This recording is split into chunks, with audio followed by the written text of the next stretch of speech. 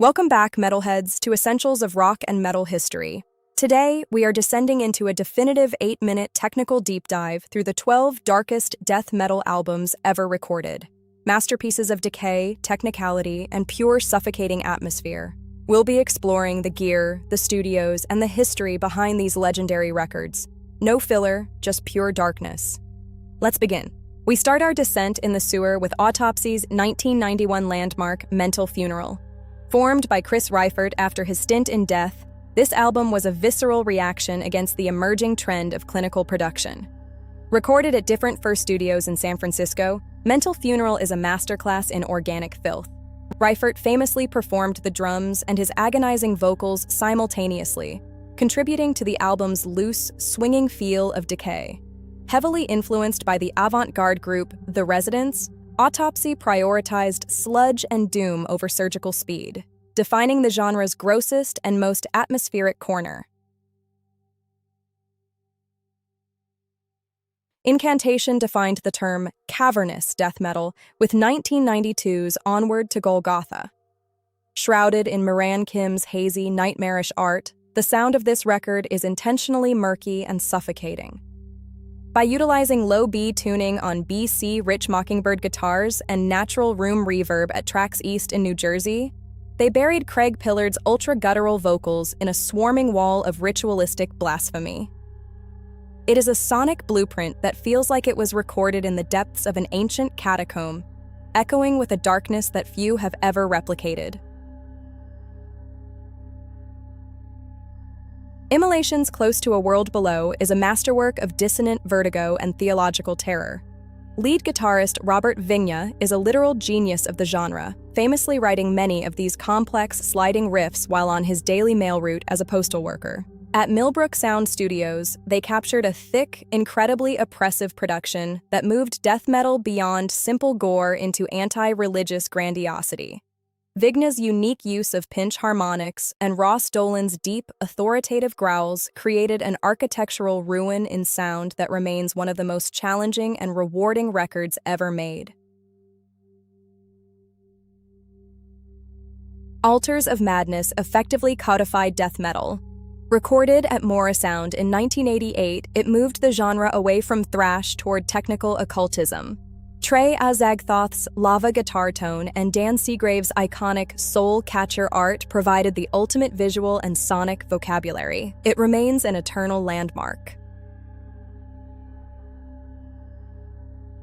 Effigy of the Forgotten is the blueprint for brutal death metal and the slam subgenre. Suffocation combined extreme technicality with Mike Smith's syncopated drumming. Using E-flat tuning and surgical palm muting at Morrisound, they created a machine-like precision and suffocating pressure. Finland's Demilich created the ultimate alien anomaly with 1993's Nespithe. Antti Bohman's subhuman vocals used zero-pitch effects, relying on purely physical depth, while the non-linear riffs utilized strange interval jumps that defy standard musical logic. Recorded in Savonlinna, the mix is intentionally bottom-heavy and dry, emphasizing the bizarre, avant-garde song structures. With titles like Nespeth being an anagram for the spine, it remains a unique masterpiece that sounds like it was transmitted through a cosmic wormhole. We are halfway through our descent. These 6 albums defined the darkness and technical progression of the early 90s. But as the decade moved forward and the new millennium arrived, the abyss only grew deeper and more complex. Let's continue our exploration of the final 6 masterpieces. None So Vile represents the absolute peak of technicality and feral speed. Featuring Lord Worm's poetic chaos and Flo Mounier's inhuman speed, it is a record of violent elegance. It's one of the few albums to feature prominent slap bass. By framing their assault with Baroque art, Cryptopsy proved extremity could be as refined as it was devastating. Bolt Throwers, Those Once Loyal is a somber tribute to the reality of World War I. Moving away from fantasy, they used a tank-like wall of sound to honor the fallen. Joe Bench's crushing bass and Carl Willitz's iconic war cry create a sonic rumble that feels like heavy industrial machinery on a battlefield. Deicide's 1990 debut is a clinical strike of concentrated, sinister intent. Producer Scott Burns used this record to perfect the typewriter kick drum sound through early triggers, ensuring high-speed clarity.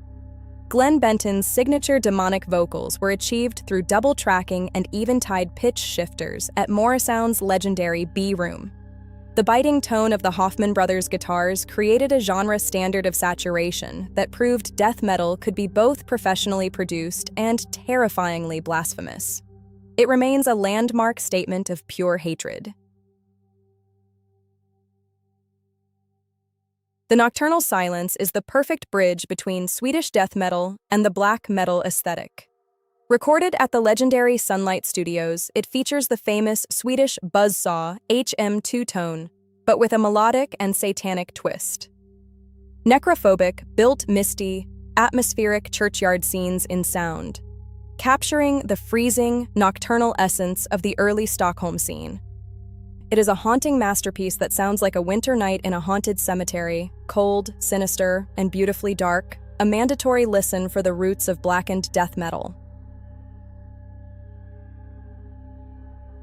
Asphyx's The Rack is primitive Dutch death metal that prioritizes despair over speed.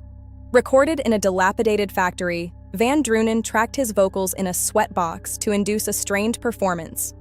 Eric Daniels' canyon-sized guitar tone made Asphyx one of the bleakest and most effective bands of the era.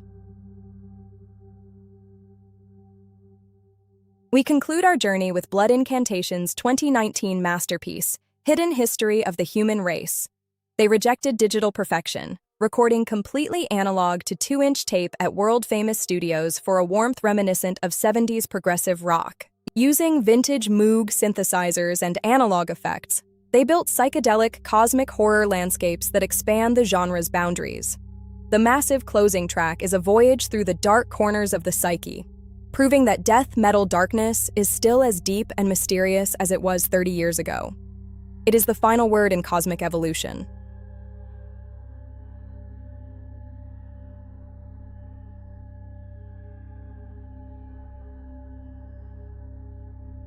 "12 albums, 8 minutes in the abyss." We've explored the history, the gear, and the atmosphere of these definitive masterpieces. Now, I want to hear from you. Which of these records do you believe is the absolute darkest? Or did we miss an essential classic? Let us know your thoughts in the comments. Don't forget to subscribe and like to help us keep the history of rock and metal alive. Stay dark, metalheads.